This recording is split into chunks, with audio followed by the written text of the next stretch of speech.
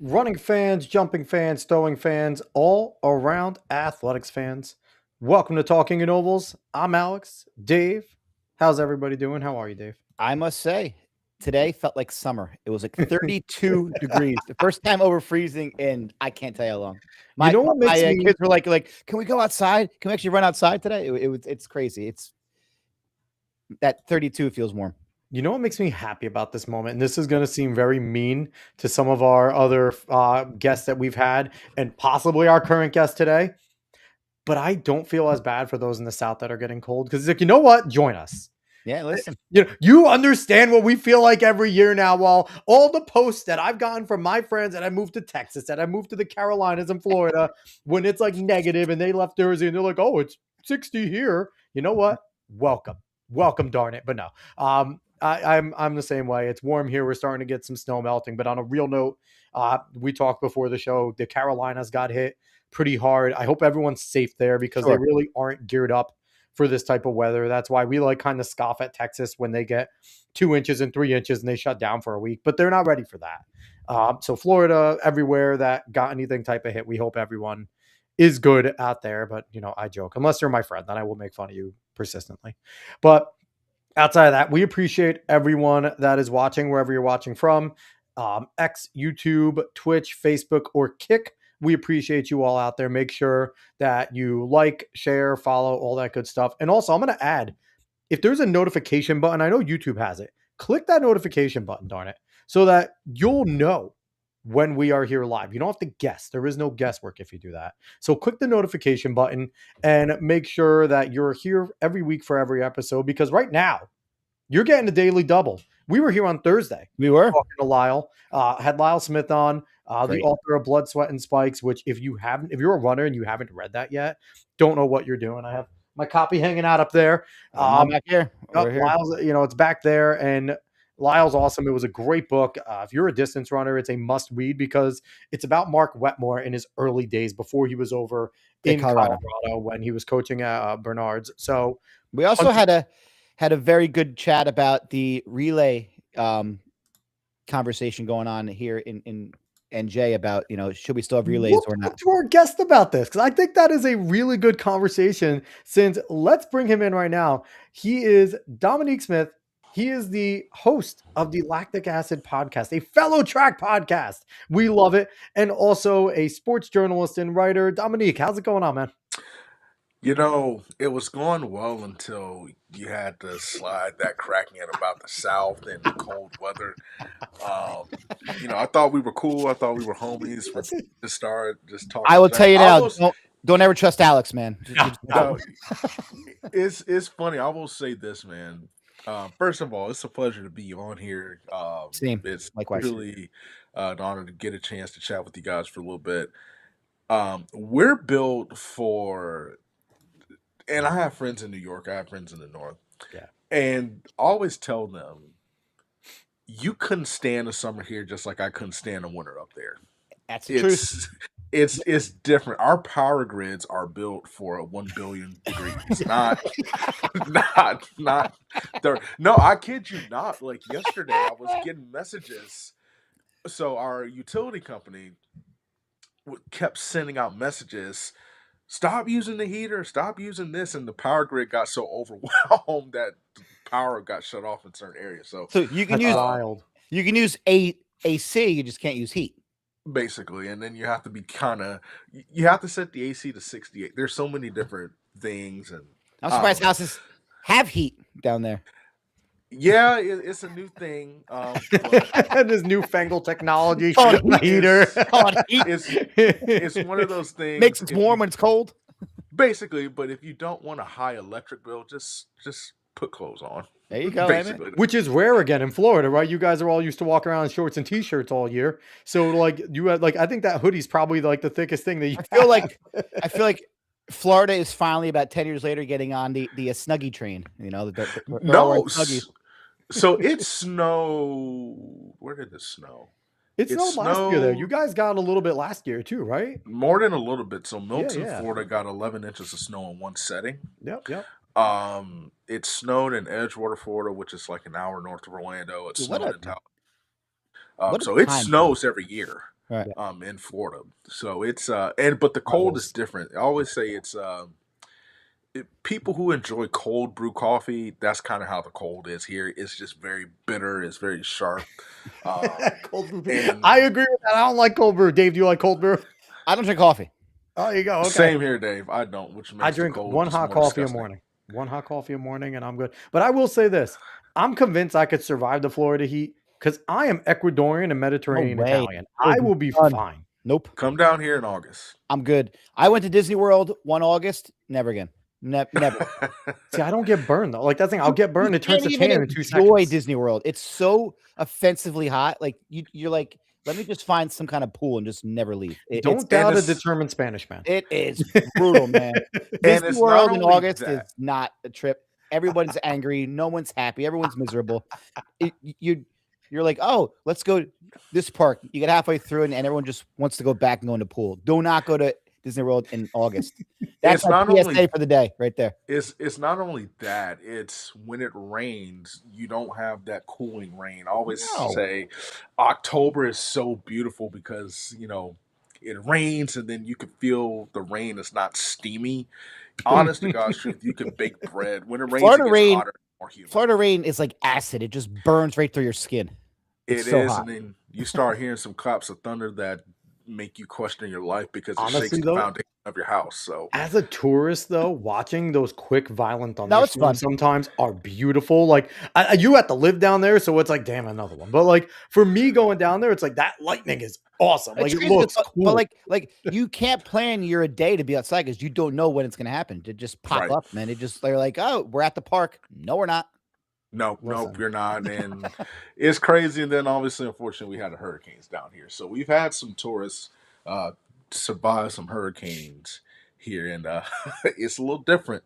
It's a little different when man. Listen, I'm not gonna poo-poo paradise anymore. I'm not gonna hear this anymore. It is beautiful down there. And paradise. That's cute. That's cute. So, this week, one of the things we do on the show, Dominique, is we have people send us their personal records or PRs. We don't have any this week so far. That means we had time for Dominic. We had a big one though. I do have to give a shout out to a few of our Marist athletes. Marist women's 4x4 set the school record over at Milrose. They ran over there, so really pumped for them. I'm a Marist alum, if you can't tell. And then we had Amari Mathis set the 200 record, and Ryan Trocalar reset his own 400 record. So pumped for all of my Red Foxes doing some big things. And the other two are over at the BU Terrier, which always is a gift that keeps on giving, man. Terrier every year. You Terrier and Valentine over at Boston. I don't know if BU counts anymore, man. It's just What is it? What was it? Tefelsky in our group chat said he thinks it's faster than an outdoor track. It might be. Listen, it might be. The perfect conditions. Listen, I mean, we got high school kids running 3:48, man. It's crazy. Here's the question. When are we going to get our first legitimate indoor 400 track? That would change the game, because the way the air filtration system works over at Ocean Breeze, New Balance, and Boston, before it was like, can't have indoor, it's tough to breathe. You have a full 400 meter with that technology, that changes the game. You can have meets all the time, year round, no questions. I think that's something we got to do. That is something to consider. I'm honestly, BU, there's been PRs every 32 secons, but I want to see how it translates throughout the rest of the indoor season. Go to Albuquerque or whatever for USA's. That's where USA should be, by the way. But Albuquerque? Boston. One of them, either New Balance or BU, because they're both amazing. I like Ocean Breeze though. It's a beautiful place. I mean, could you imagine bringing listen, Ocean Breeze is nice. The parking is iffy. And same thing with BU. New Balance has great parking. You can park all the way across the street. There's tons of it. Bringing all of USATF there. It's all of USATF is less than was there on Saturday for a high school invitational. That's true. You're correct. I mean, Lauren Pomerano will be really mad at me saying like, "Oh, don't bring it there." She want to kick my butt. Sorry, Lauren. But all right, let's get on with the show. Let's do it. I think that this is the fun of when we have another person that runs a podcast though, because we could just go and talk and talk and talk and just go around, but we're not going to let you hijack the show, Dominique. No, I'm kidding. But let's get into it, because as we like to do with all of our first time guests, especially the ones that are athletes, I want to know a little bit about you as a runner. So number one, what event or events did you do? And when did you get the spark to want to not necessarily start running, but like stick with running and make that your sport, your jam, the thing that you wanted to do? So started, gosh, Lee. So when did I start running? So I think I'm going to answer that in a unique way. Sure. So I got into track, honest to God's truth, because they put the names on the warm-ups at my school. And I thought that was the one we've ever had. I thought that was the coolest thing ever. That definitely takes the cake for the most unique. That's amazing, and I love it. I love it. And I still have the warm up. I can't fit in it now, but yeah, I was like, oh, this is sick. They put the names on the uniform, put the names on and everything. So that had me hooked. He didn't care about track at all. He just wanted to get the warm up. I could care less. I didn't care about anything. Honest to God's truth, I didn't know what I was gonna do. And so my he was our distance coach. But you had the jacket, so you were all set. That and the pants too. Like I just had it. And I found a pair of shoes to roll with it. So were the names on the pants too? Or just no. We weren't like the Hoosiers from back in the day. But man, over at Manchester, we all had numbers. Remember those, Dave? The numbered ones, the blue and gold, the swishy jackets and the swishy pants. They all had numbers, and we had to give them back. I don't even know if they got washed. Well, okay, I definitely hope so. But no, that was honest to God's truth. The main reason why I was playing football and doing weightlifting, and my coach, his name's Ted Benz, legendary Ted Benz. He's retired, but he's a well-known distance coach in the Southeast. He was my math teacher. My 7th grade teacher got put on. She went on maternity leave, and he taught, and he kept telling me for over a year, we need somebody to come out and throw the discus in the shot put. And I was just wanting to do the uniforms. I didn't care anything about that. Didn't know what a discus, didn't know what a shot put was. I'm like, okay, cool. They're out here playing frisbee, and that's not what the discus is. It's definitely not a frisbee. Would like to say I didn't learn that the hard way, but I did, just the first time throwing it. And I saw a guy, he was my teammate on the weightlifting team, and he was throwing the discus. And I was like, oh, this is easy. I could do that. So that's how I got into track and field. I would love to say I was an elite athlete. I had like one school look at me, and I just happened to have the worst meet of my life. I didn't hear from him again. That's how it works sometimes, man. But did you walk up to him and say, check out this coat? No. So here's the sad thing. My senior year. It's got my name on it? Oh yeah, I had a jacket, but the sad thing is my senior year, I guess we were like, we're gonna move on up, and that's when our track team actually did crazy good. Because we won the district title for the first time my senior year. That's awesome. And I remember in the state of Florida, listen, the two states, I'll say this, the two states that are uber competitive when it comes to track are the state of Florida and the state of Texas. California. You have arguments here from New Jersey, but that you can argue all you want to, but I'm telling you that it's just different. But New Jersey was actually going to be the third school or fourth school rather, because right there with California, DC, New York, wonderful track. Those are like the top 6 for me. But it's just competitive because you got all the football players. Sure.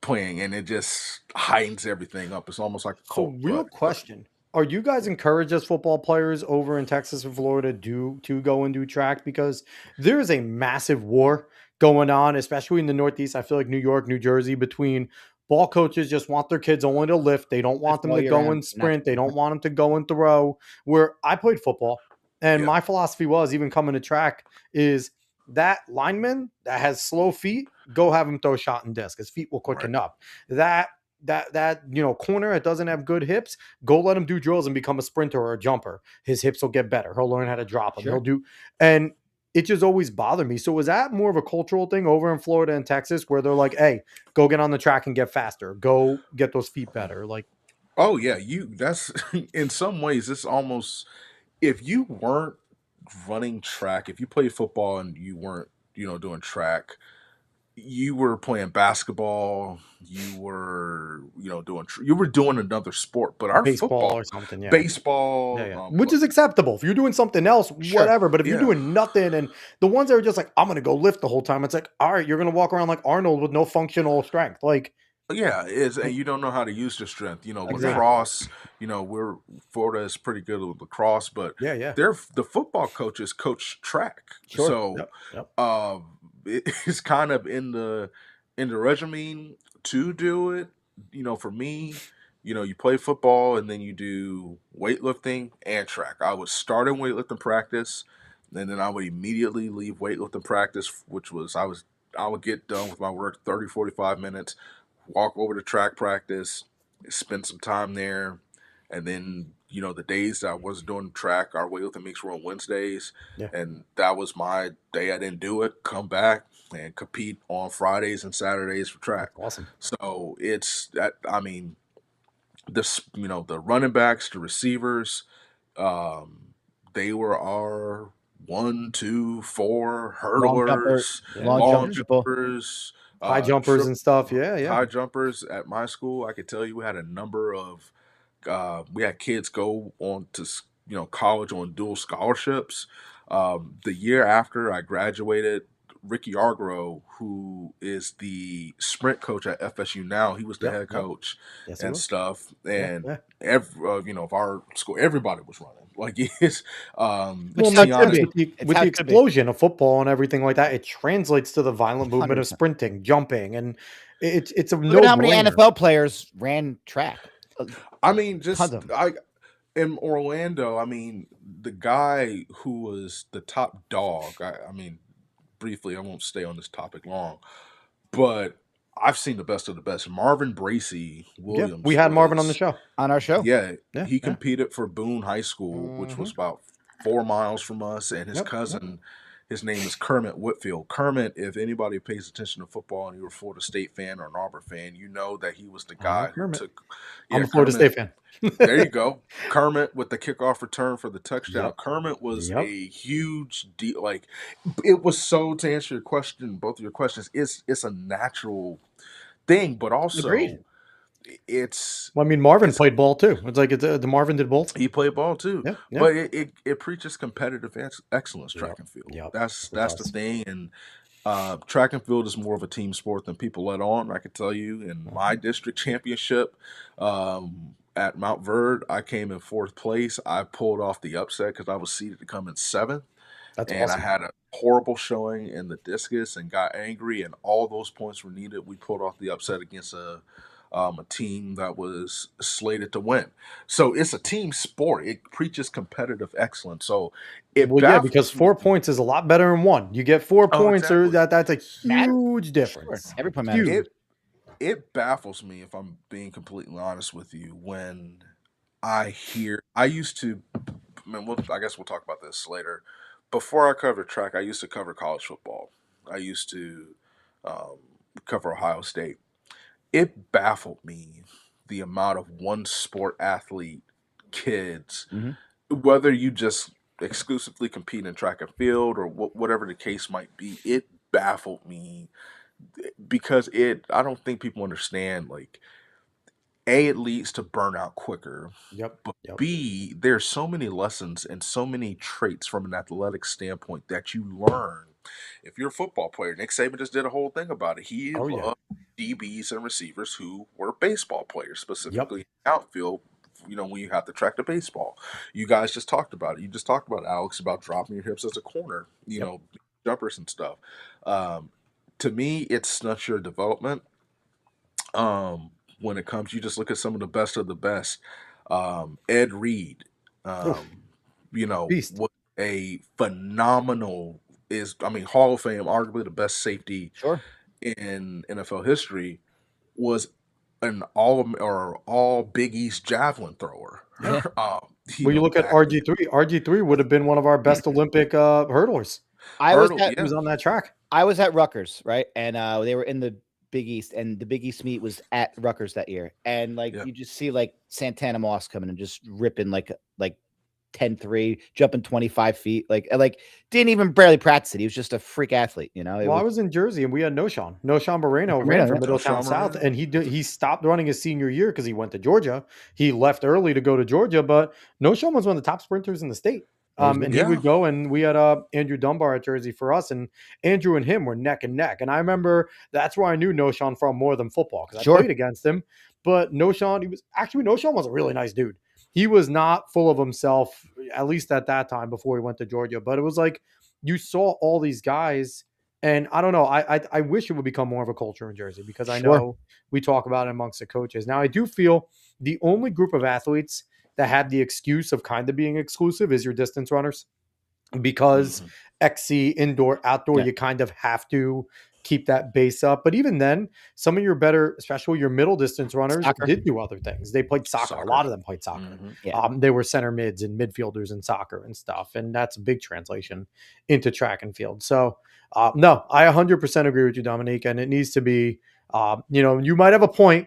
Maybe some Jersey guys will give it to you that you might have a point with Texas and Florida, but hard to argue. So here's a question. Come down to the Louis Bing Invitational and then holler at me. We might have to. But here's a question for you, though. Do you guys have a full state championship, like a META? Because we have the META champs over here in Jersey, where we have one our groups, individual winner for each event. One individual after for the whole state. We do sectionals, groups, and then the group champions come together and do one final meet to decide who the real state champion is. Do you guys do a full state championship meet, or you guys kind of stop? We stop, and honest to God's truth, is for good reason for the most part. I will say this: we don't have it, but we have enough meets during the year where the top dogs from each region, regardless of classification, race at least twice. Okay, that's pretty cool. There was a big, I used to go to a meet in Miami. It was I forgot, it was some meet, but we're competing. Miami Northwestern is one of the best teams in all of high school track and field, one of the best squads in the nation. Yeah.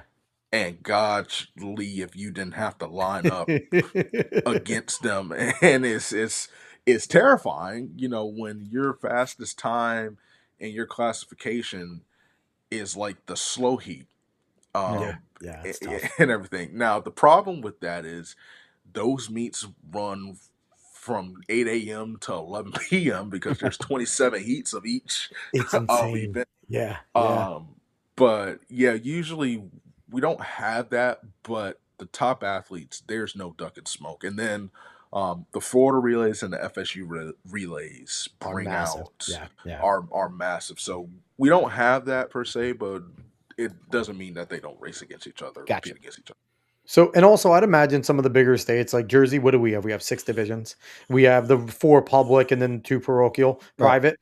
I'd imagine Florida has more than that. So it might be a little tougher lining up all the divisions as compared to Jersey, who's a little bit smaller. So we just always like to ask to see kind of who has that big championship. Now, here's another question for you, because as Dave alluded to in the intro, there was a post, and I don't know if you saw it, from the Garden State Track Club. I don't know if you follow them at all.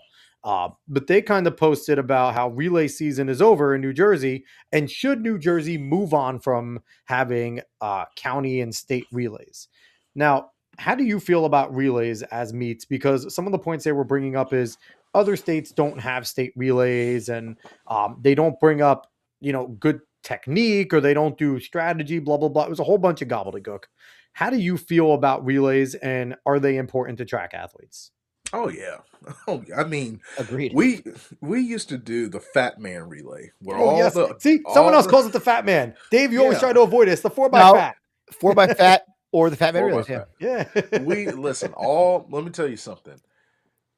I cannot tell you the amount of NFL players that I've seen been on the track against for the Fat Man's relay, and how fast they are when they somebody that big should not be moving that. That's why they're in the NFL, because they're that good. So you're a Florida State guy. So do you remember Menelik Watson? So I'm actually not a Florida State guy. Oh, you're not, but you are down. But I cover football, so I understand. So Menelik was at Marist first. He was our power forward at Marist for about a year as a freshman. And I just remember hearing that he was like, I got a call from Florida State. They want me to go down there. And everyone at Marist is like, what are you doing? Get out of here. Like, you're a great power forward, but go play at Florida State. What are you doing here? He came from England. So Menelik was a cool dude. But he's another one, though. Menelik was a freak nature athlete. I guarantee he can get on the track and run a friggin' sub 1200. Like, he was quick. It's wild. let me say this too, and this is just me putting. I said in an email. I used to coach. Yeah. And I'm going to throw some shade at USA Track and Field for this. So bring it. It's okay. We do it all the time. We do. We do it all the time. You don't know your personnel. You don't know how your personnel is under pressure, their strengths and weaknesses for the most part until you get in a high pressure situation, which are meets. But not only that, you need repetition. You need repetition, and you have to have these relays. They have them in college. Like it's. I don't know if you guys have it in Jersey and New York. We have the shuttle hurdle relays. Sure. We have variations. Last year broke the national record. Yeah, you have the 4x1, the 4x2, the 4x4, the 4x8. Outdoor as the 4x mile. 4x mile, sprint the DMR, the sprint medley relay. And then there's different variations of the sprint medley. Like there's 1-1-2-4, there's 2-2-4-8. There's all different variations of it. Yeah, down in Florida we're 1-1-2-4. Oh, we're more 2-2-4-8 here. Yeah, we're definitely understandable for that. So but also it keeps the kids engaged. Like it's a long season for the most part. But you get a chance to shine. And then here's the thing about relays: it's sink or swim. And it brings out the true competitor, but you kind of have a glimpse and an idea of who you can count on. Sure. In April, May, when you have to, who's going to be better suited as an alternate or whatever the case might be. But it also helps you in your individual events. Like, gosh, we had distance runners on our 4x4 team. Sure. Because they could drop a 52, 51 out of their back pocket. And I ran 4x4 all the time. Listen, when you're in a relay, you learn how to chase. You learn how to you learn so many different things because you don't know when you're going to get the actual baton where in the race. So you might have to lead one meet. You might have to chase one meet. There's so many different ways that it teaches you for your individual races so that you're not uncomfortable and that you are in that situation previously. 100%. And I think too, for teams that are chasing kind of like team championships in a lot of ways, your throwing relays and jumping relays also matter because you take the average of a lot of those, right? So you'll have your guys or girls throwing, and then it just shows the team depth there, right? Because they might not have the kid that wins, but if you have 3, 6, and 8, okay, you guys got good depth there, and there's a good chance your average might put you near the top and get you. So I think it also just goes to show full team depth when you get the relays also into those. And I feel like it's a fun time too when you're loosening up as a thrower. Fun running relays. First of all, kids are way less anxious most of the time. I mean, obviously, if you're at Penn relays or running a big meet, you're going to be anxious regardless. But for your average Saturday meet, kids get fired up for it, way more than they would their. I feel like the adrenaline takes over even at Penn relays now, because that number one, Penn relays is a really weird track, so you're not even worried about. You're not even thinking about your lap times at that point. You have no idea where they start and end. It's all turns. It is all turns. So it's like a circle. So we just wanted to get your opinion on that because relays are great. We've just, and the fun thing is that we're going to poke fun at it because that's what I do. Garden State Track Club just ran a whole bunch of relays, and at their own meet, they're going to host relays. So, I mean, it was just, I'm going to make fun of the post until they possibly take it down because it was a dumb post. But that's just me. I got no problem doing these types of things. But all right. So I want to get to you. Let's talk about your podcast, my man. Yeah, that's it. So a fellow track podcast. It is awesome having you on. So the Lactic Acid Podcast. What made you start it? So I used to cover so I actually got my first start in sports journalism covering running. So I worked first job out of college. Worked for the Orlando Sentinel. Worked for the sports desk. That was job number one. Job number two. That's a pretty big paper too. Everyone's heard of the Sentinel. Sure. Yeah, and so that was like a legacy. My mom worked at the Sentinel in the '70s. Oh, very cool. I got a stint there when I was in college, but I was covering politics and local government. I've covered the city of Castleberry. Hate it. I'm pulling your hair. It's funny. My sister, she works in the political realm, and she's been doing it for years. And she's like, everyone asks like her opinion. She's like, I hate them all. I hate them all, top to bottom. They all suck. Like, I can't stand any of them. I just like when they make news because it helps my job. Like you learn a lot and you see a lot, but man, it was a lot. But I'm grateful for it. Like, I don't say that, but what it did teach me was, okay. And one night, I kid you not, it was like at midnight. I was praying, and the voice of the Lord said, "Go back to sports." So I remember going to it was my the last semester of my senior year. I ended up being the assistant sports editor for our publication. But yeah, I did this. I was at the Sentinel for the second time doing the sports desk, and then I was working for Florida Runners, which is a mile split affiliate, a part of Flow Track. Very cool. COVID hits and ended up covering college football for Ohio State publication with Ohio State. And I remember were you able to do that remotely, or did you have to go up to Ohio to do it? I was able to do that remotely because it was COVID, though. Yeah, they were. I mean, even in COVID, they were having some people come and move. Like, if you never know, sometimes it might be like, "Hey, stay away from us," but at least be in Columbus. You know what I mean? I did end up going to Columbus, but it was nothing like crazy. But I covered recruiting. It was just supposed to be primarily for the state of Florida, but it ended up being like California, Georgia, Florida, some Ohio. That's how it always starts, man. Like, hey, do this. Oh, you're good at that? Can you do everything else? Like, that's how it always is.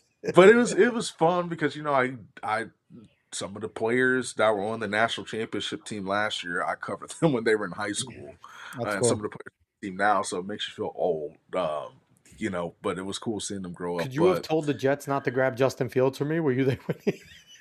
I think the Jets have a lot more issues than Justin Fields. I think I like Garrett. I'll take Garrett from you guys every day. Garrett's a man. Garrett Wilson. Yeah, that's fine. At least my Giants are like looking up now. We got Harbaugh, we got the quarterback, we got Scatabo, we got Neighbors. Well, if your quarterback does not learn to slide, I know. He's going to end up just like Scatabo. Yeah. Yeah, just go on ahead and get Fernando Mendoza, or just send him. Well, the Raiders are about to bring back Jameis.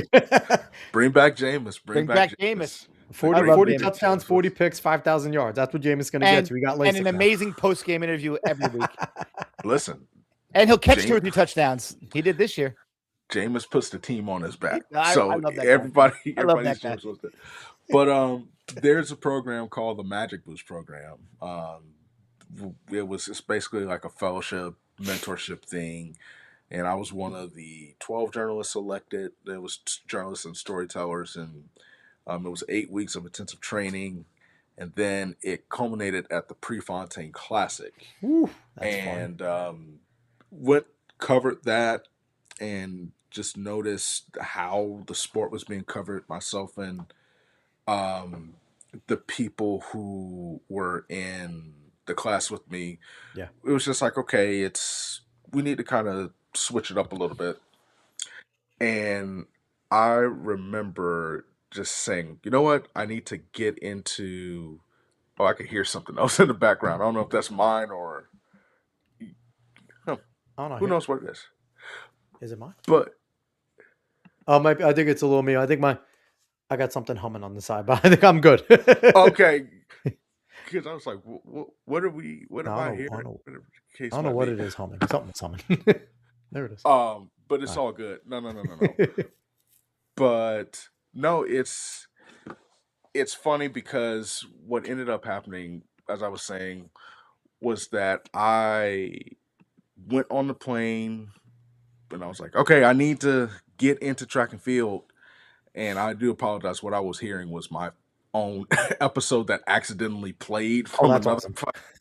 So I'm like, I'm hearing something. So anybody listening, You're watching game film while you're on here. No, it was. I don't know, but here's the thing: I don't know how it turned on because I have this in full screen. So anybody listening, and you hear me kind of going crazy, I'm not crazy. That was just something stupid with the computer. You're covering track and field. We're all crazy. The ones that do track and field covering are. But Darren Peters coming in saying podcasters real talk with T, Joshua, Potts, and more. And shout out to Darren too. Darren's a man. We appreciate you, Darren, for MVP of track and field, especially when it comes to everything that goes with it. So definitely love Darren. But anyway, Peters in the world. It was on the plane where Lactic Acid came about. I think, gosh, I was in Salt Lake City and I was praying, like, I got to get back into track and field. And it was like this divine conversation between me and God. And by the time I landed in Orlando, I had everything planned out. Ended up retiring from covering college football and went full time into Lactic Acid with the purpose of creating something that was different, with the element of getting a chance to get to know the athletes outside of what they do and just be myself, just have fun. It doesn't have to be, always tell them it's not an NPR interview. We're going to have some fun on here. I will honestly say my format is 75% nonsense, 25% running. That's awesome. And so that's how it came about. I love that. And, I feel like we have like a similar mentality where like you want to bring a little comedy, but we try to get like the backstory. Like, because when we talk to like great, like we've had on Dave Waddle, we've had on some of these like the greatest runners that you could think of, but it's like, okay, we've seen your gold medal. What did you get through to get there? Right. That's what we want to do.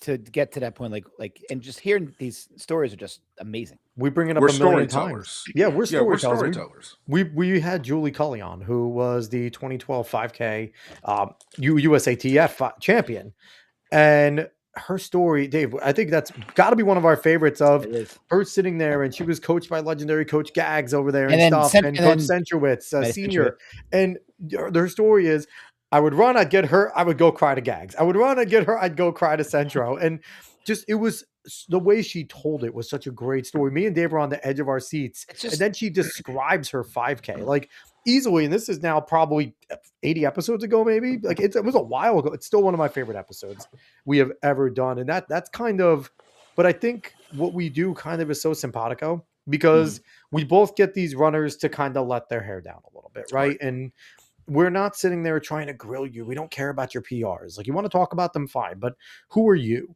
And I think both of them kind of get into that, because you kind of dig into their funny bone. That's a good way to put it too. No, and I think you guys do an excellent job as well with your platform, because it's at the end of the day, the one thing I always say, I know about track and field. I could talk track and field. I could talk running with anybody. I don't know more than the people I'm covering and stuff. So my job, we're going to get into the funny bone, but I want to learn too. I want to, but as much as you want me to learn, but the learning is not just subjected to what you do, but more so who you are and stuff. Yes. So it's just two people chopping it up. You haven't seen each other. We just hanging out. Listen, I can say, this podcast I've learned so much from it, just, from the sport itself, but also as a coach, talking to other coaches and talking about, different ways to like train and things like that. It's been amazing. Yeah. Oh, for sure. We've also learned we're allowed to call a shot put a ball, because some of the best shot putters in the country called it a ball. So when you have we've had some of the best shot putters coming on, and they've said, "Oh, we throw the ball," and Dave's like, "Wait, I can call it a ball to my athletes? I've been right this whole time." So no, you find out some cool stuff. Like, I didn't know, and even being someone who enjoys the sport, I didn't know about the weight system of certain meets and the way they do the points and stuff. And we had on Eric Sawinski, and he was one of the people that kind of really opened our eyes to the tiers and the weight and how they let people in. And just like certain meets mean certain more, points on your world ranking and whatnot. It's kind of like the dirty underbelly of the sport that we don't see as fans, right? Like, we only see who gets to those meets and who they are and things like that. And even promoting it's difficult because they all scratch. But it's tough to kind of understand, because then you sit there and when it gets to USATF's time, you're looking at, okay, who's going to get in? Do they have the A standard? Oh, they don't have the world ranking if they didn't get. And it's like, what are we doing here? Like, it's so convoluted. It's awful. Eric, the greatest rabbit of all time. Greatest pacer. Is greatest. I mean, pacer yesterday, whatchamacallit, Azim was challenging him over there. He had some great pace work over at Milrose. Milrose was something special. It was. How about Hoey's brother? Like, can you imagine pacing your brother to a world record? How cool is that? That's just amazing. That's just like one, to have your brother be good enough to bring you through like probably about 500 meters at world record paces. It's awesome. Like, what a cool thing. So here's an idea that Dominique, I don't know if you will ever. I don't. What's Josh's brother's name? I'm terrible. What's his name? Jack. Can we have Jack and Josephus Lyles do a show? Because they're both world-class elite athletes that'll sit there and it's like, imagine being Josephus Lyles and it's like, I'm a 22nd 200-meter runner, but I ain't Noah. Like, I ain't running 19.5. And if I'm Jack, I'm a 145 guy, but I'm not a 142 guy. Like, man, like, I'm sitting there like they should have a podcast, those two. It'd be an amazing show. They can be able to get anyone that they want on. Listen, I think we need a new podcast. Shikari and Christian. That would be one. Oh, man. See, listen, I said it before. They gonna get me in trouble on here. Listen, we are fans of Shikari. I love him. We have defended her. I love Christian Coleman. Hard to defend now. Like, I'm sorry. Man. Like, it's like there's no her excuses too. Watching that, like, the video was set like this. It was like, you know, when you're doing a buck 04. I don't care what your car's set for.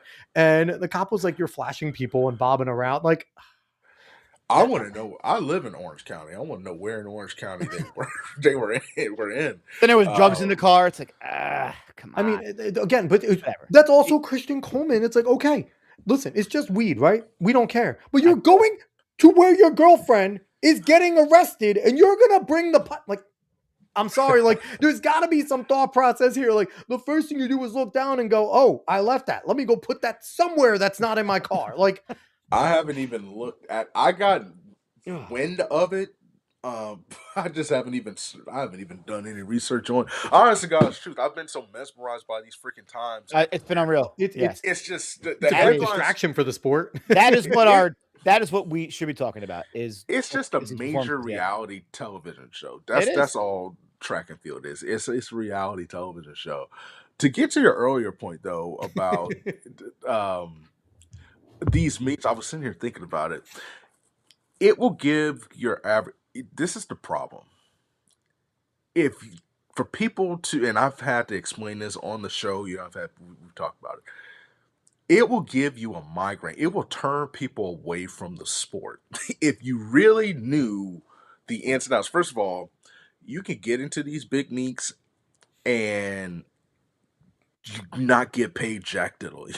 Like, it's first place $10,000, but when you look at it, you have the international tax, you have what you have to pay your agent, you have the coach, United States tax, you have your coach. They don't always pay for travel. They don't always pay for travel. Some of them have hotel. Some of them have dietitians and chefs, and so you're talking, if you make $10,000, you're probably pocketing $4,000, right? And that just paid for you to get there and get home. Yeah, because a business class flight is about $4,000. So pretty much, if you break even, it's crazy. You have to almost. It's one of those sports, man, where you got to be building something along the side. Like it can't be. Yeah. You have to be all in, but you kind of have to think of the big picture because there's no sustainability when it comes to this method. But no, track and field is a reality TV show. Like as somebody who's been in the mixed zones and the creator zone, will tell you it's must see TV. There are some characters.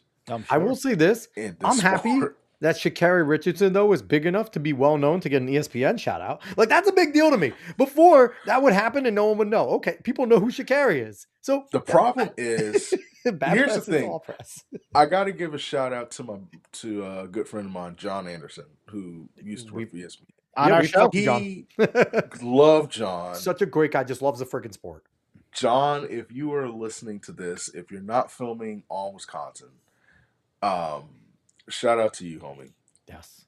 John and I are in a group chat, only talking about old people music, and I call it old people music because it's my kind of music. It's a Motown, so we're just spitting lyrics. And I'm sure he's probably said this to you guys on the show too. Like, when he was there, he would try to feed in track and field stuff.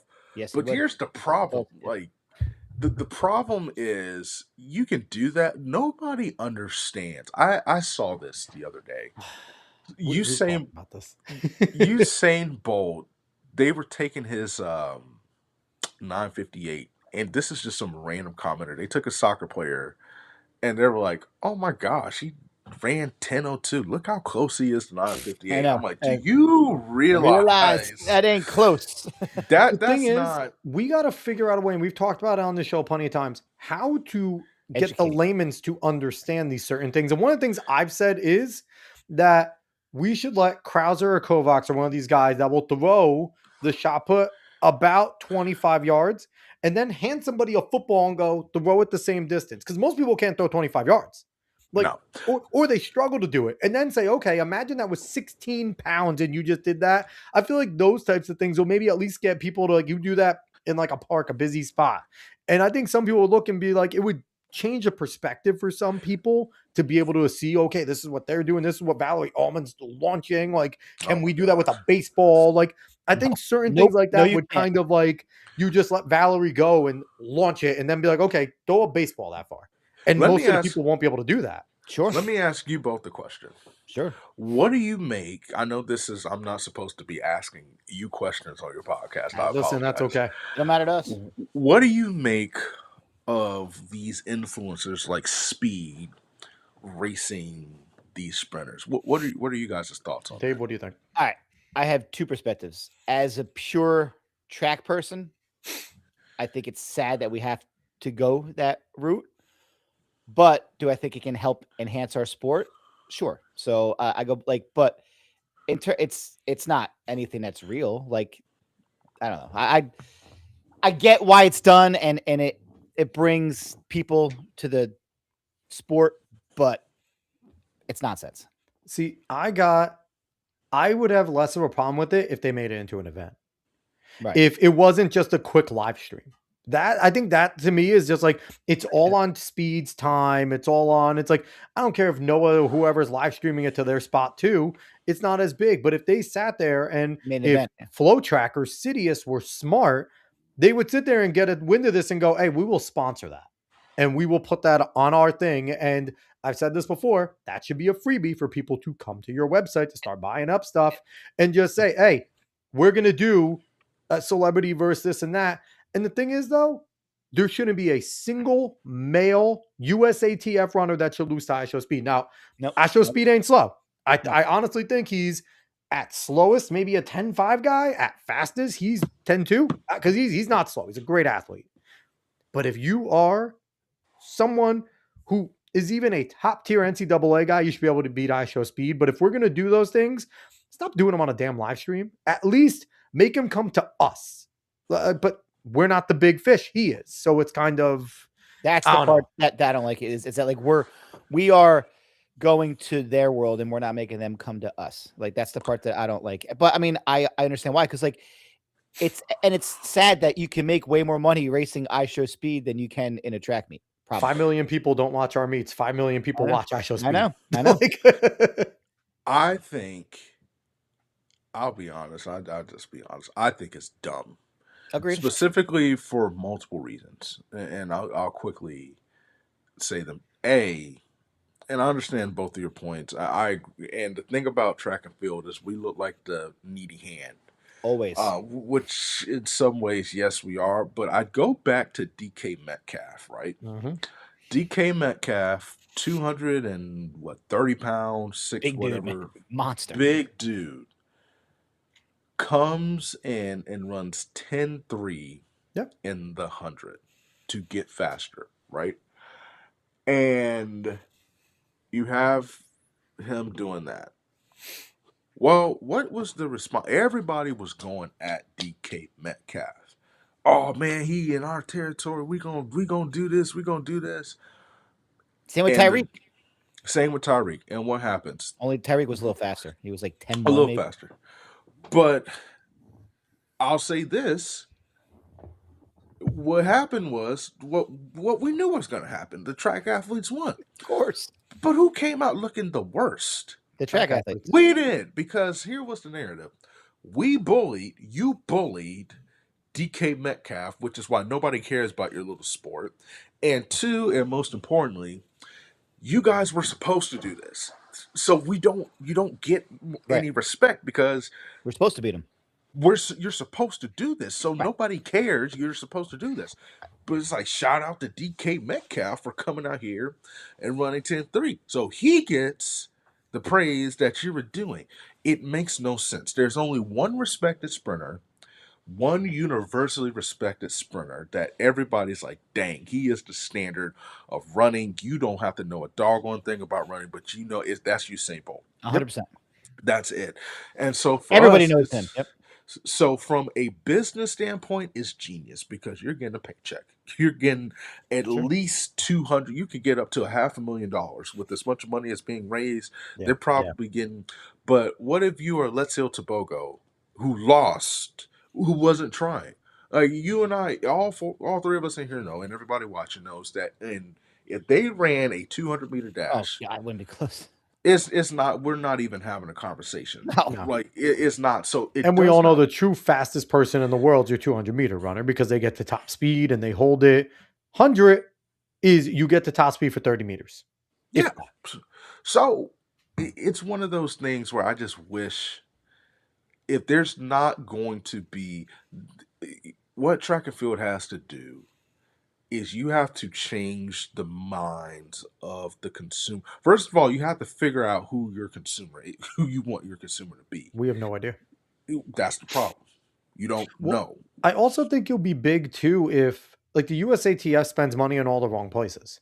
Like they should sit there and at some of our biggest meets here, okay, Tyreek, you want to pay Tyreek to be there. Have him come, have some of these big names come to the meets. Because what's the big draw of a lot of these basketball games? LA, the Knicks. Who's courtside? At the football games, who's in the boxes? At baseball games, if we could sit there at the pre-classic, which is, our big show a lot of times, right? And if we could sit there and some, Odell Beckham shows up, some big names show up to show like, hey, and maybe not even pay him. Hey, just invite them, please. We know you like track, you ran it, come on over and then pan to the crowd. That will sit there and bring some of their fan bases and go, oh, they were over in Oregon in the cold ass wetness over there. That's there. Maybe I'll give this something to look. But here's the other problem. And here's my biggest problem, Dominique. Okay, you like the pre-classic. That was on NBC, right? How am I going to watch other meets? Oh, I got to buy runner space. I got to buy faux track. I got to buy, I got to buy things to all of these in order to watch an NCAA meet. Like, there is that problem of the gatekeeping side of it. Paywall is the worst. Yeah.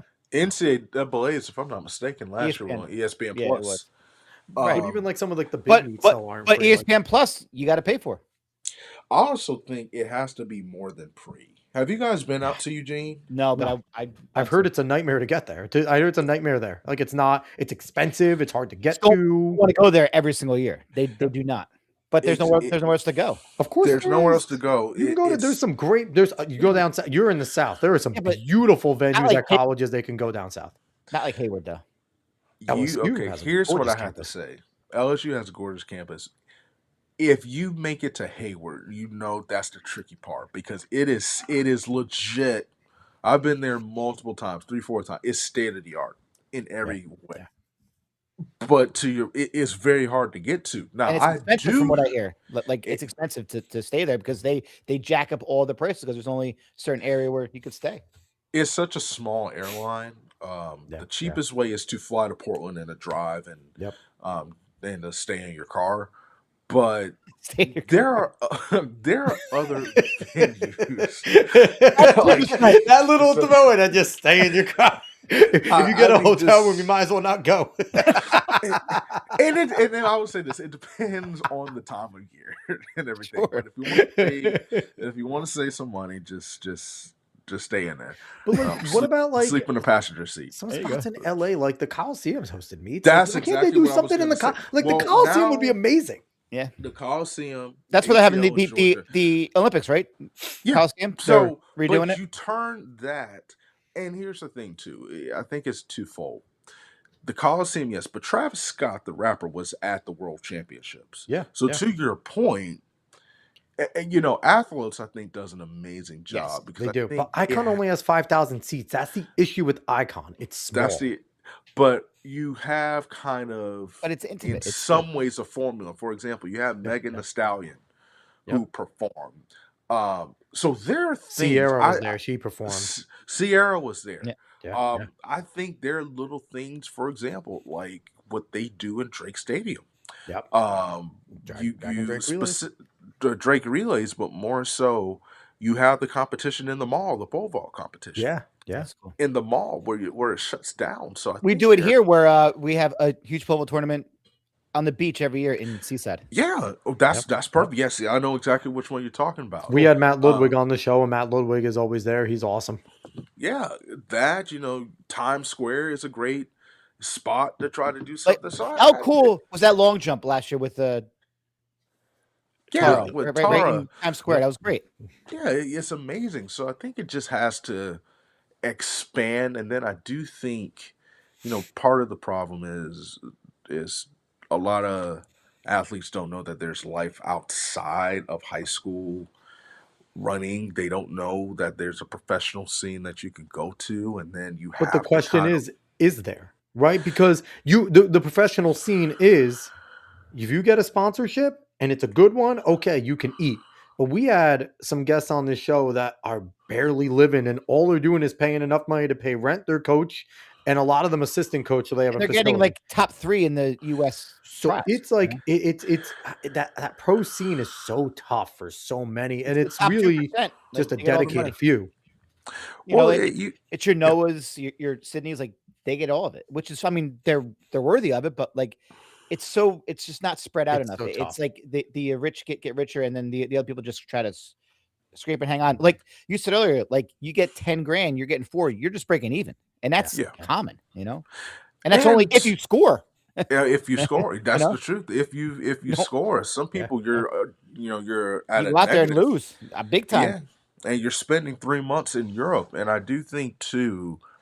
The money is in the marathons. Like if road racing, and road racing, that's where the money is. Because I think Grant Fisher is like, I'm going to go half marathon now because he's going to get on the road. Trying to make back that Grand Slam money that he never got. Grant's also going to be, I think, the greatest American marathoner of all time. I think the longer he goes, the faster that man's going to get. I think Grant's going to be incredible in the marathon. I agree. I know there was we were talking about, at least there was a topic about the age. We'll definitely get to that. But yeah, it's almost that's where the money is, and I think kind of I don't know. I'm not saying anything that hasn't been said before, that there has to be a sense of direction and what defines a pro. Can you make something sustainable? I hate that I'm going to say this. There's more incentive to compete in the enhanced games than there are. Yes, there is. Track and field. Because speaking of Marvin Bracey, right? Yeah. Him, a lot of people in Freddie Curley. There's a lot of people who are clean. Listen, maybe I'm just being too optimistic, but I think there are clean athletes who are competing in the enhanced games just to say, hey, I was clean, I whooped all these people, but you get a nice coin. Like well, here's the thing, clean or not, can you come back from the enhanced games and compete again? Is USATF and World Athletics going to always test the crap out of you now? Like it's going to be targeted at that point. But why would you? I hate to say this, but you're not getting paid. So you would think that if I make the Olympic team and I win an Olympic medal, I should be kind of taken care of. Well, if you're an Olympian, period. Like, so I always bring this up because we talk about Allie Wilson, and one of the most ridiculous stories I ever heard is during the Olympics, Allie was running. She didn't make the final, but it was one of the semis, and they cheerfully on the commentary was like, and there's Allie Wilson from Team USA. Just last year, she was babysitting, and it's like, she shouldn't be babysitting. She's Allie freaking Wilson. She's an Olympian. Right. She's a easily sub 2 minute 800 meter runner. She has no business having to work a second job. Like, our pros aren't real pros. They're not millionaires. They're not even 100,000aires. Like it is 10,000aires. It's crazy 5,000 what they have to skate by. So it's like, if I'm getting close to $1 million in the enhanced games, competing season after season, I have facilities paid Maybe I'll for. go grab that. Yeah. I can actually save money. I can build a brand. I can retire without like. I just read that Fred Curley is going to make more in the enhanced games than like 5 years of his running, which is career. so sad because Fred Curley's one of the most gifted sprinters we've ever had in the sport. He's one of the best 1, 2, 4 guys. His versatility is insane. He might be the only guy who's like sub 10, sub 20, and sub 44. Yeah, he's got them all. I don't know if Wade Van Niekerk went under 10. And I think Michael Norman could if he was healthy. Because I don't know if he's ever dipped under 10. I don't know if he has. I think he maybe ran like a 10-1 or 10-0. He ran 9.86. Is he done? Did he? He ran 9.86 years ago. He's under a new coach. I mean, listen, if Donovan Brazier wasn't done, I don't count anybody out. Michael Norman ain't done. Donovan's come back with a vengeance. I know he didn't have a great Milrose, but man, Donovan is awesome. His story's been so friggin' good. Yeah. So, but you're right, man. So back to the podcast. What have been some of your favorite moments that you've had on the show so far? Or even guests or something? So I view all my guests the same. Sure. I don't have a respect of power. Well, I hate all of Dave's friends that he brings on. No, I'm kidding. I love all the coaches. They're the only reason we're able to have a show. I always say it. Without Dave and his friends and all the coaches, we've had some of the best coaches in Jersey, and they happen to be friends with Dave for some reason. We don't have a show until they come on. Like they're amazing. I think the best moments have been after the show, and I ask not the tea that comes after. Stop being professional a little. Listen, I always tell them, listen, I'm not recording anything that's being told to me will never get repeated to anybody else. And as a journalist, you got to say the off the record, right? Because that makes it lets everyone's hair down. All right, recording's done. Everything here is off the record. And they trust me. They know. Like I don't. Yeah. I joke. I was like, I don't like people like that. To be telling, but I always ask, like, tell me. I hope this. I always say, I hope this wasn't painful, and just to hear them say, "Hey, this was amazing. I enjoyed not being asked the same questions over and over." And the quick story about the podcast. I remember when I was covering football, I had a little football podcast, a part of the company I worked for when I was covering Ohio State. Yeah. And I would interview these athletes, and I had the same format of really just knowing them as football players. And you're dealing with high school kids, but they were getting worn out with the media because one athlete, he plays for NC State now, he said, I get asked the same question by 50 different reporters, and the thing is they just want to put their name on it. Yep. And I'm like, that's just kind of lazy to me.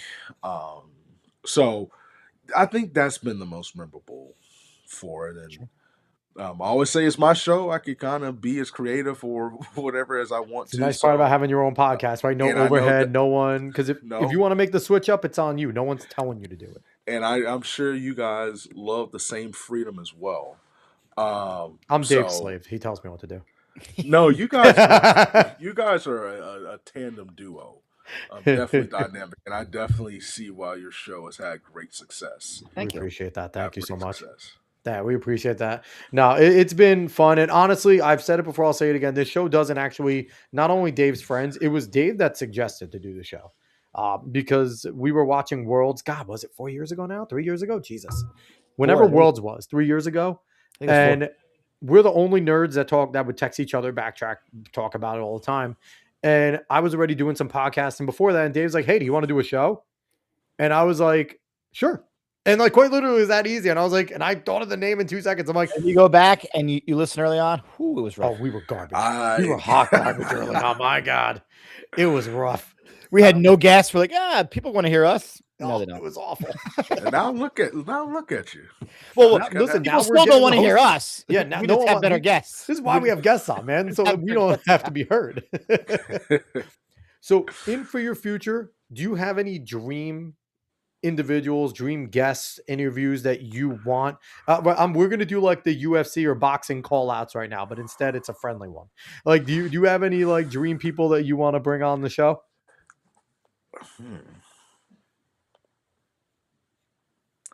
Like from running or just anything? In general, if anyone that you want to chop it up with. Running, we could do both. Let's do a running dream guest and then just a general. Man. Hit you with the deep one. Don't say the wrong name because then someone else might get pissed at you. I don't have a running dream guest because I love interviewing everybody. Yeah. Dang, that's tough. I saw this question and I was like, I'm curious. Like, how is he going to present it to me? Cheese and crackers. How about you, Alex? Me? As we've gone, I have two or three. Mondo Duplantis is someone I want to get on because he just seems super interesting and charismatic. Cool dude. Yeah. Really good dude. I've talked about Valerie. I want to have Valerie Allman on because another one just seems like a dynamic person. And it's and funny, probably like Tara Woodall Davis. She just seems like a bubbly person. And just light up a room. And it's funny because like Valerie Allman, if you break it down, she's probably the most dominant athlete in her sport. It's her and Sid. Yeah. Or Krauser when he's on, but it's Krauser, but Krauser's been hurt a lot lately. Those two. The question was dream guest, right? So it's obviously not going to. I mean, I would love to have talked to Steve Prefontaine. That would be my absolute dream. I would probably. So dream guest, I'll probably stick to running. So if I had to, maybe Bolt for me. Yeah, Bolt's a good one. I'll probably say Bolt. Either Bolt. Or we want Marco Langen. Marco Langen might be our top guest that we're trying to grab. I love that guy. I love. You'd have to tell him just to tone down the language. You know, I love Marco. Marco's incredible. You know who I'm going to say? Marco don't care, man. Who you got? This is a crazy answer, but nothing crazy. I would Bobby Kersey. Oh, and the thing is, I've talked to Bobby before. Like I've talked to him before. And he's just one of those smooth operators and everything. It would just be like talking to your fun uncle. Just I'd like to bring on Bobby and Jackie. Bobby and Jackie would be. That's a bucket list. If Bobby listens back to some of my criticisms of him with a thing in Sydney, he may not come on. Bobby, yeah. Just tell him this is a brand new podcast. Like this is. Hey, listen, I'll stand by anything. I always have. If I talk mess, come on the show because I want to talk to you about it. Like. And my criticism was selfishly, I just wanted to see them race. That was my biggest. It wasn't anything that Bobby was doing. I didn't know how he was training them. I just hated the fact that I was not seeing a thing in Sid race a lot. That was me being a selfish fan. I just wanted to see him run more. Hey, we all did. And we got it last year, Sid. We did. And that was a gift watching Sid. And it really was. Hey, shout out Sid. We will not see her this year. She's pregnant. I hope her and her husband have a smooth pregnancy and that everything's great and that she's back next year, or she's not. I hope she does whatever she wants to do. Selfishly, I want her back. I think she'll be back. But I want to do a quick shout out because I keep on forgetting to do this at the beginning of the show. Meg Waldron. Yes. I know Meg had a little bit of a health scare last week. My God, it was awesome seeing her back at Milrose. I saw pictures of her at Milrose. And just Meg, happy that your health is better. She's one of our former guests, Dominique, one of the best runners in the state of New Jersey's history. She's a monster, but just an even better person. She's a mental health coach for athletes right now. She's fantastic at what she does. And I just want to give her a shout out. Happy that her health is back in order. Just really happy to see that. Shout out to Meg for sure. So we've been bouncing back and forth. So I do want to get into this. Dave, you had the question about middle distance runners. So I want you to drop that one in. All right. So when I was young, usually around 30 was when your distance runners kind of got into their prime. That's when they kind of figured out how to race, how to train, everything that worked well for them. So, you had a few high school kids here and there, but nothing like, and then college kids, but it was mostly pros versus pros, you know.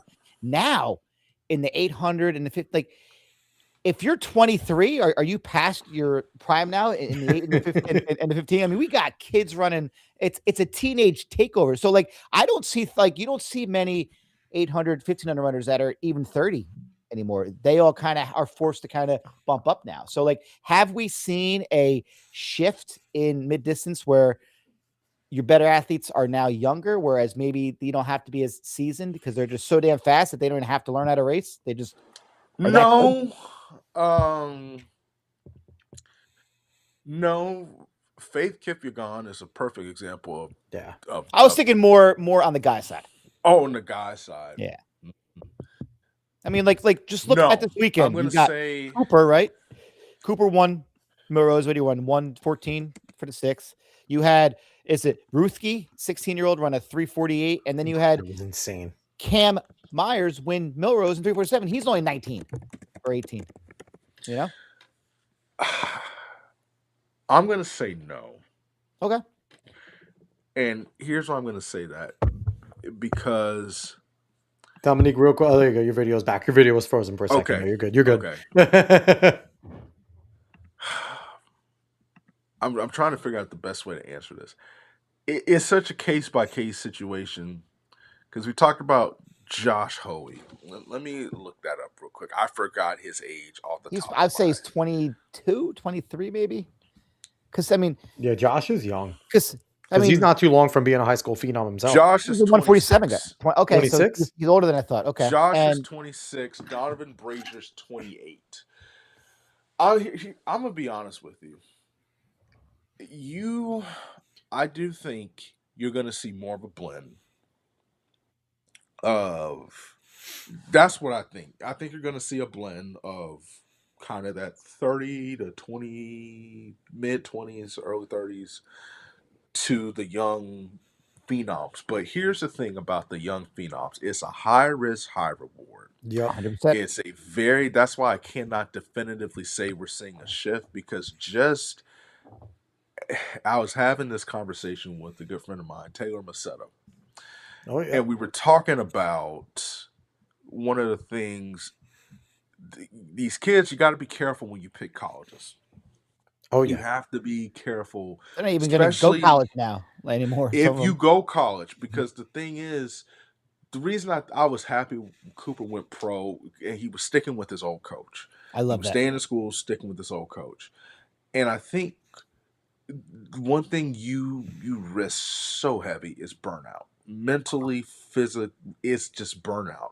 Yep. And now you're taking these young kids and you're putting them in a professional settings. And the problem is, you can be a phenom, but if you're not, how do I say this?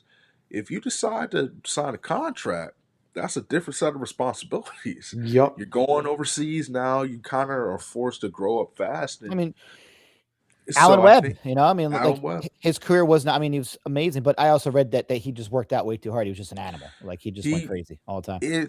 It's a lot. Like, I could tell you, there are things I'm doing at 31 that I was not ready to do at 21, let alone 17. So you don't realize you're not grown until you're older. Like, you look back and you're like, man, I wasn't grown. All right. Like, no. And then on top of that, you kind of have to have, and I think you guys would attest to this, there's something to be said about race experience. Yep. I was That's why the something. Oh my God, Dwight Phillips. It was in the 2011 World Championships. He said, "Look, these young kids, they were more talented, and I was older, but I knew how to win." Yeah. Yep. He used that to his benefit to take home a gold medal. So look at Cole Hocker. Cole can win in any setting right now. He can run fast. But it's crazy, but he can run slower. He just knows how to win. These young kids, they're winning. They won Milrose, but are they going to win in USATF time? Like, there's a difference between winning. Milrose is big, but when it comes down to, okay, 3 of us are going to go make a world championship team. Can't win the 800 this year? Sure he could, but the thing is, though, like I said before, Cooper is now going to have to run 142, 143 every race. Where before it was okay if he ran a 145, 146 because he's racing against high school kids that are running 148. Oh, that's true. When he has to run consistently 144, 143, and do that in heats and do that over and over and over. 17 is 17. It didn't hurt him last year, but that was 2 meets he had to do that. Let me just say this too. It makes a difference now that the season is later. Meaning, Certainly. this year isn't an off year. This year's going to be now, just world records like crazy. I think is For just indoor, for at least. sure. Yeah. But now the season is. They're doing the Diamond League final. They're doing all this stuff. Yeah. And then the world is at the end of the season. Yep. Unless you schedule it to start training later, and here's the problem. Here's what hurts. You lose the value of indoor. Because I can tell you, there's no way if I have to compete until late September, early October, what am I competing in January and February? Well, look at last year when Hobbs was at the USATFs and he called out. He's like, I might have gotten golds in indoor, but where is everyone? Like he called them out and he was like, hey, we want to make this like everyone needs to be here.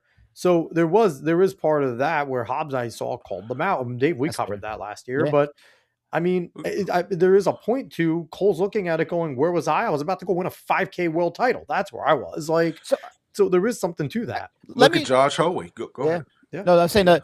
Let me rephrase my question because I don't. Do you think we'll see any more of the Bernard Lagats like running the 1500 competitively at 38 years old? Like, or are those days done? Do you think? Like they might have to bump up 5-10K roads to be able to compete. On the men's side, yes. Like I don't see anyone over 35 really going to be in the mix. If I'm being honest, man, it does not. You have to do with some like Just McClain is a perfect example. Yes. Yeah. That I use. Just uses track to train for the marathon. Yeah. Yeah. So I could see Schweitzer too, kind of. I could see a 38-year-old running 15 to train for the marathon. But they're not competing at the world level. I mean, it's one of those things. If you make it, great. If not, we got Chicago in 6 weeks. I know they're not as worried about. I just feel I feel like it is trending younger. The mid distance for sure on the men's side. And experience isn't as important, I don't think, anymore because these kids are winning. I also think real quick it's gonna plateau because I think we talked about this. Everything does. Everything does. Shoes are really giving people a boost. Some of the new tech is giving people a boost, and then we're gonna have a little lull where everything settles in for about 5-6 years. There's no groundbreaking shoe tech. There's no groundbreaking this, and then I think you'll start to see that creep. Like, okay, the median's going to be here. Our mile median is going to be at 3-4. People are just all running 346s and 345s, and then we're hanging around there. It is, but that's going to be like the new standard. You saw it in the sprints and everything like that. We haven't gotten to sprints. I don't think we've had like a sub 10.8 in a couple years now, right? For the women, I'm sorry, 9.8. Oh, we had I think we had here there. Kashane went I think 9.7. But it used to be every meet someone was 9.7, 9.6, 9.7. Like now it's the two Jamaicans, we're not at the point where we're saying, oh man, like this person is gonna contend Asafa for Powell, the American, Usain Bolt, Justin Gatlin, Tyson Gay, like boom, boom, boom, yeah. Like, I think the last time we had somebody, I think it was Christian Coleman back in 2019. I mean, Marvin ran a 9.78, didn't he? I thought Marvin Bracey. He ran 9.78, I think. Coleman ran 9.76. It could have been. Yeah. And I think Fred may have run that too. Because you think about 10 years ago, Noah Lyles has no shot winning the 100 meters. But what's hilarious is how Usain Bolt has reset the way we think about it, right? Like we're sitting there going, had no one going under 9.8 when it was like, okay, because 9.58 is the record. Like, but before Usain did what he did, before even Asafa had the world record, what was Asafa at? What? You had Justin Gatlin running 9.7s, 9.6s every single But here's the thing, but there was Tyson Gay as well. Maybe, but they were also both juicing. Like we could be honest. They got caught. So it's like Usain Bolt's the one guy we've had, and Asafa Powell are the two dudes in recent history that have ran that fast, haven't gotten caught. Johan Blake as well. The Jamaicans, if they're doing something, they're doing it well because they haven't gotten caught doing it. Okay, where there is that, and I think we've just reset what our thought on what elite is because we have a 9.58 as the world record and Right, 1919 as the world record where they are still running fast, man. 9.8 is blazing. or you know, or it's like like that like we get mad now when Noah wins in like 1978, you know, like 19 points are like and the thing talking to blazing fast. What you said, Dominique, too, with the football players, like a 10-3 and a 10-1, and the layman's looking at it going, that's not too far from 9-9, 9-8. And we're like, that is worlds away from 9-8. Breaking 10 is one of the hardest things to do in life. Like, that is, on 10-1 is in two different planes from someone running a 9.98.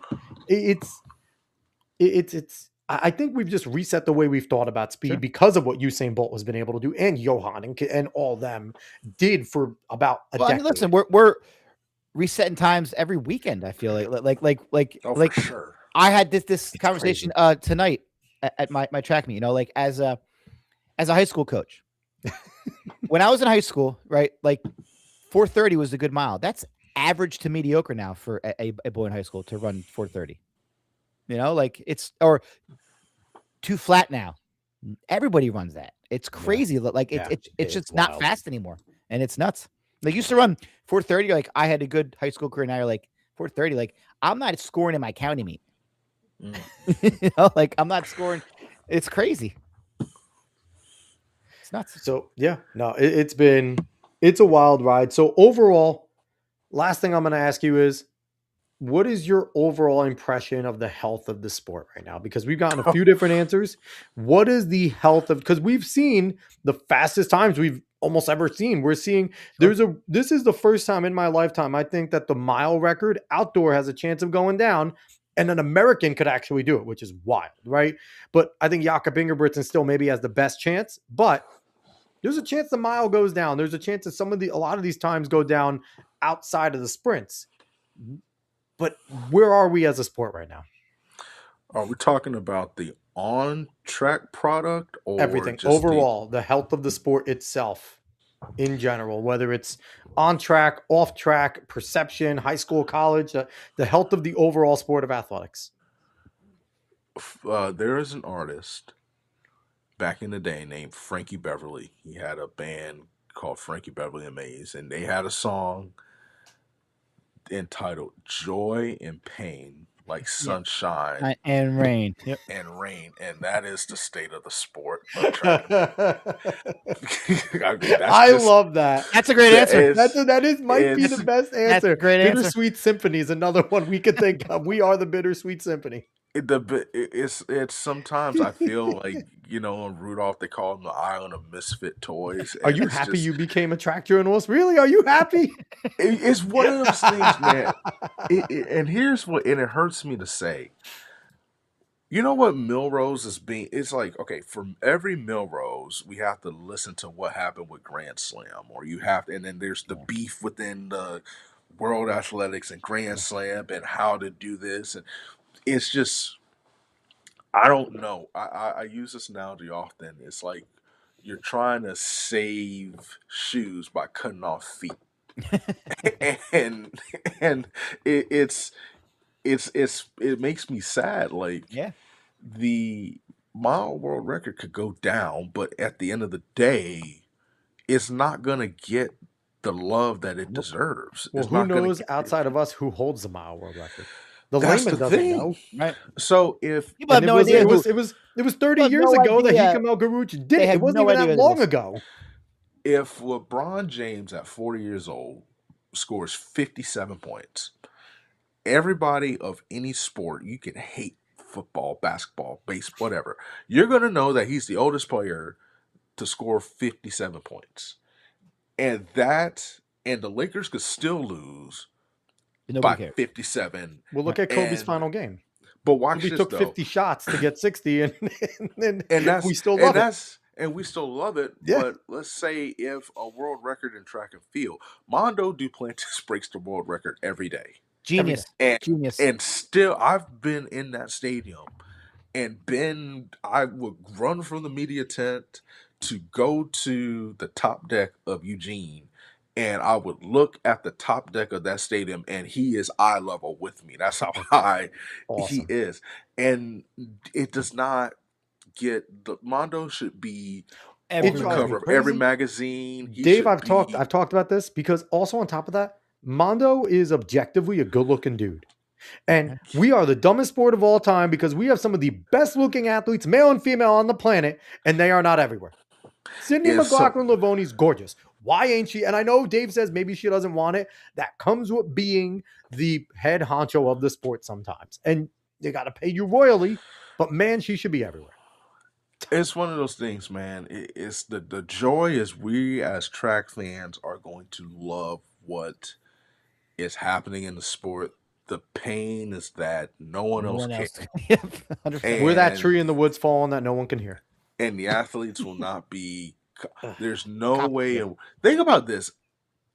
A veteran's a payday in track and field is a veteran's minimum in the NBA and everything. And so it's joy and pain, and it's kind of being held together by duct tape. And I think if the product ever decreases, then the sport will completely fold.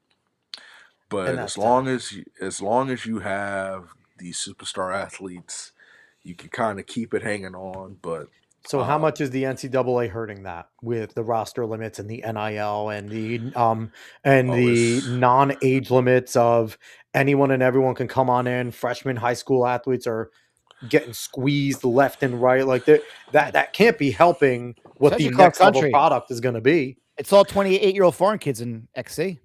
I mean, and a bunch of 26-year-old Mormons in BYU. Yeah. Like, I mean, if you're JUCO, I mean, you're going to have some 9.8s, you're going to be eating running from you. But it's even NAIA. If I'm NAIA, I'm licking my chops because I'm about to get some athletes at NAIA or even D2 and D3. Like you're going to get some studs now. Like you're going to get those 415 guys, those 413 guys that because now you don't run 408, you're not getting on a lot of the big old programs. So we've had on you're gonna have some fun times at those lower levels because you're gonna get some studs going there. We've had on Ryan Searle, the preferred recruit, and he does an awesome job of breaking down what the standards are and making it real. And I love what he does. Just making realistic looking and letting people look and say, hey, these are the standards for walk on. I couldn't run now at a the transfer more so than NIL. I think NIL hurts the pro budget more so than it hurts a 100%. College because athlete. Those shoe companies are not paying the high school kids. Yep, paying and the college kids too. But I think the transfer portal hurts if you are a high school athlete, and it's not just in track and field, but it's in every sport, and you get a lower level. You have to, if you're a high school athlete, and I'll say this real quickly, if you're a high school athlete, your thinking has to change. You have to think, I need to go somewhere that is going to properly develop me. And for whatever reason, if you love it where you are, you stay there, you develop, you, God willing, go get a shoe contract, have a great career. Yeah. If not, you stay somewhere for 2 years, you develop, and you get the first pick of where you want to go in the portal, wherever the case might be. Because if you're a high school athlete, you're getting the raw end of the deal. So you just have to change your mentality. You can't ignore some of these schools, some of these lower level schools. 100%. There's great coaches everywhere. There's great coaching everywhere. You may want to go to Rutgers. You may want to go to Maryland. You may want to go to Florida, Texas A&M, Alabama, all these schools, Oregon, Texas, whatever the case might be. But, if Texas A&M, Corpus Christi hits you up, you kind of need to look at that because listen. I mean, I just randomly say that program, but they have some great talent there too. You look at Corpus Christi and their standard are 10-5 and below, and it's like that was a D1 standard 10 years ago. But listen, but we've seen these people from small schools. Your Nick Simmons, your Clayton Murphys. Like it doesn't matter. Get a coach that you feel comfortable with. But that's the other issue I want to talk. Like, the transfer portal for athletes is bad, but also the amount of coaches that just leave on a dime. Like, you go to a school for a coach and then they just leave. My theory on that, there needs to be a penalty for coaches. If you're under contract and you dip out, like if your contract expires and you leave, it sucks for the athletes, but it is what it is. if you're under contract and you go take a different job, you shouldn't be able to coach for a year. You should have to sit out, and everyone should know that, because that sucks for the athletes. That really does. Yeah, and don't preach loyalty. You don't Dedicate when it your comes time to to me, be here, No, do no. everything, but then Be loyal to yourself. Be loyal to yourself. And that's unfortunate too, because that kills the team aspect, right? Because like a bunch of individuals it used to be you go there like me. I'm still a proud Red Fox. I was an awful runner at Marist, but I'm still a proud Red Fox. And it's like, I was concerned that every time I put on the singlet, that name was on my chest, and I was trying not to make them look bad. Now, a lot of these athletes might as well just scribble out the name and put their name and whatever logo they got ChatGPT to make up for them and put that on their singlet, because they got to make their brand bigger. And but it kind of already gets to the mentality of the pros at that point.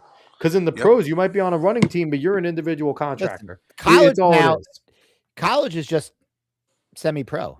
It's like it is pro. Ball. College is pro. Yeah, the NIL, because and the issue is, and this is getting into bigger sports, and we're going to jump off. I don't want to keep talking Dominique's ear off, but my issue with the NIL is, you're hearing Clemson is getting this NIL deal for this kid, or Texas is doing it, as opposed to what I think it was supposed to be, where kid hires agent, kid goes to local area, hunts for an NIL deal, and then the agent and the kid get it, and the school can't interfere. Now it's just contracts. That's all it is. The school is getting this kid an NIL. All that is a contract. And we've seen so many of these disputes now of kids suing schools because they didn't come through with their NIL deal. And it's like, that's insane. It's just a school contract. It's a pro league, and it's sad. I'm not a fan of the AAU, but there was something to college, and now it's gone. That's my rant. Ran over. No, it's true. So before we jump out of here, Dominique, do you have anything that you want to add? Because I think that we're about to roll out. This has been fun, brother. No, man, I appreciate the opportunity to come on and chat with two legends. I don't know about that. Legends. I do. You guys do a fantastic job for this podcast, and I've loved my time with you guys this evening. We appreciate it. So everyone needs to go here, and I'll show everyone what they should be doing. Boom, click that subscribe button right there on the Lactic Acid Podcast. There you go. There. Make sure that you subscribe there. I want everyone also to go over here. I'm not logged into my Spotify here, but if you're over here, follow the Lactic Acid Podcast if you want to listen to it. And then on top of that, also go follow. I'll do this again. Boom, follow the Instagram. Over on the Lactic Acid Podcast, you'll get some great content all the way. And if you like what you heard here, you'll absolutely love what you saw there. Interviews. And me and Dave are unintentionally funny. People are laughing at us. You are intentionally funny. So if people want to see a different side of track and field where they get some comedy with it, go follow the Lactic Acid Podcast. Hey, listen, and I will definitely make sure to have our audience follow you guys too. Appreciate that. Because like I said, this is a great community. It's a great place for people to come and just have some fun. I definitely had a good time this evening. Thank you. And we will 100% be looking to already schedule you in the near future. We gotta have you on. Maybe we'll set something up, or maybe after some big events, we come and get Dominique's opinion on some stuff, because people are tired of our opinions. They're getting stuck. People are tired of us. Let me know anytime, and we will make it happen. I would love to come back on here. This was awesome, guys. Maybe we could do some like joint where we're both live together or something. A nice little Lactic Acid Talking in Ovals collab. I'm with it. Talking on acid. There you go. That now you're talking about your days when you were watching punk music, okay? Man, like that's you, Dave. It was you at the Bouncing Soul shows back in college. But no, what I think would be cool is we don't know. Like, I would love to have other track and field podcasters jump on too. We don't know a bunch of them, but I would love to do what we call over here an oval table instead of a round table, where we do an oval table of just track and field podcasts, where we just come and we just talk. We think of a few topics and we have a fun time doing it. Yeah, for sure. Like I said, we'll talk after the show too. Absolutely. And everything. That would be a lot of fun. I'm with that. So once again, I want everyone to go, whether you're, it's over at Instagram, YouTube, TikTok, Substack, go to Lactic Acid Podcast. The same thing everywhere. You go there, subscribe. If you want to follow us everywhere at Talking in Ovals, we appreciate everyone for watching wherever you watch from, X, YouTube, Facebook, Twitch, or Kick. And we'll be back next week. Dave, I think we rescheduled Coach Watts for next week. So we're excited to have Quincy Watts jump on next week. We'll be pumped to talk to him. But outside of that, not only is he a world record holder, he's a phenomenal NCAA winning coach. Yeah, national champion, men's, both sides, indoor and outdoor. So we're excited to talk to Coach Watts. So we will be back next week. Make sure you get your PRs in. I know you're running them, coaches. Send them over to us. We appreciate everyone out there. Thank you so much for watching. So long, y'all.